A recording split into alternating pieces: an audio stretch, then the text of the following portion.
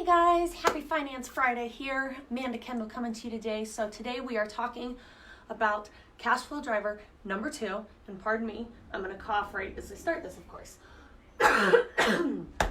Sorry about that. So today we're talking cash flow driver number 2.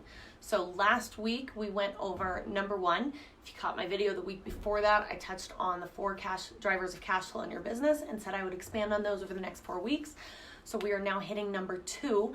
Number 1, quick recap, was paying your taxes. When you are looking at cash flow drivers and how to utilize funds in your business, taxes should always be number 1, because if you don't pay your taxes, you're going to get in trouble, you're going to fall behind, and then that's never fun because then you're always playing catch up on the taxes.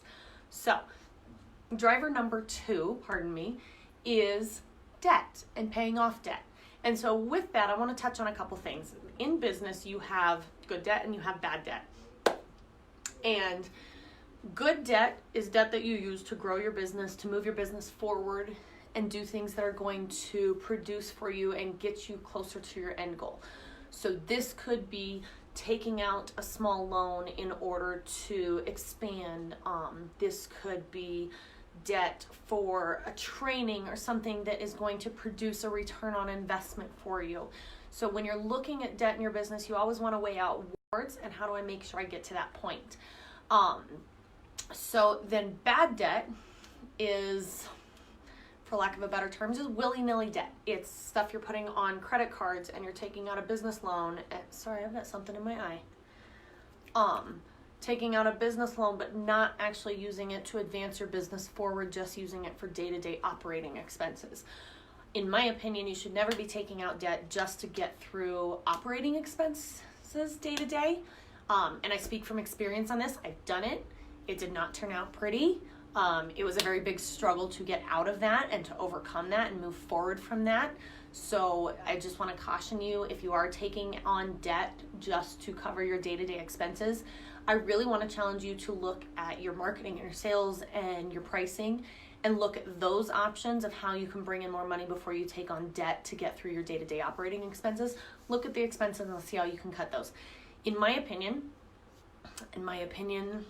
you can take it for what you're worth, but in my opinion, I truly believe that taking on debt just to cover operating expenses is not good debt in your business. Good debt in your business is debt that you're using to grow your business.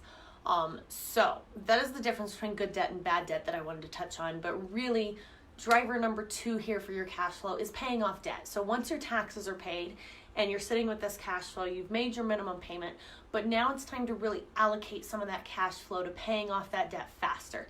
This is going to, in almost all cases, reduce the interest that you pay on things. It's going to allow you to free up cash flow down the road quicker, because once that debt is completely paid off, you no longer have that minimum required payment. And so now you can actually move forward and use those funds elsewhere in your business to continue to grow it.